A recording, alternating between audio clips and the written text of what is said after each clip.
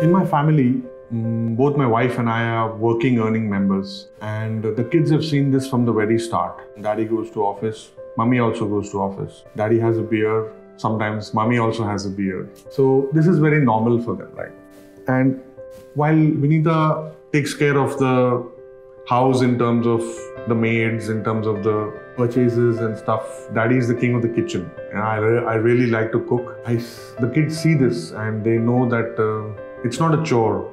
I'm doing this out of enjoyment. And this is normal. I know that in a lot of their friends' homes, this doesn't happen. But in our home, it's very, very normal. How else will they get the best butter chicken in the world, right? So I'm also the guy who wears the ponytail in the house. Jokes apart though, in science and technology, in filmmaking, in the corporate world, and at home, especially at home, that's where the seeds are sown.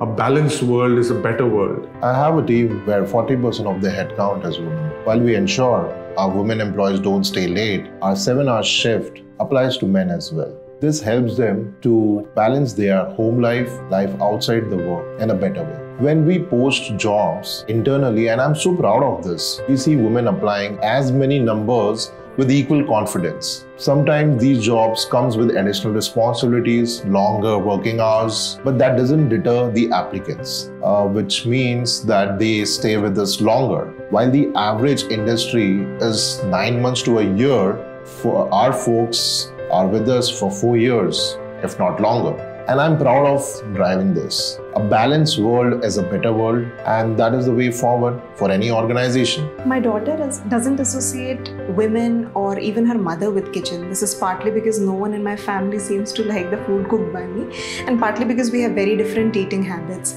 So she has seen a lot more of men in the kitchen than women. And I think that's good because that's balanced, and balanced is what we need for a better world. My parents raised my brother and me as equals. Both had chores at home, similar curfew, but most importantly, both of us were expected to do well. Now with that kind of a foundation, I was drawn to building a career for myself. And when I had my daughter, pursuing my career mattered even more. Because tomorrow, when my daughter faces this decision, she should know that if Ma could do it, she can do it as well. A balanced world is a better world, truly for everyone.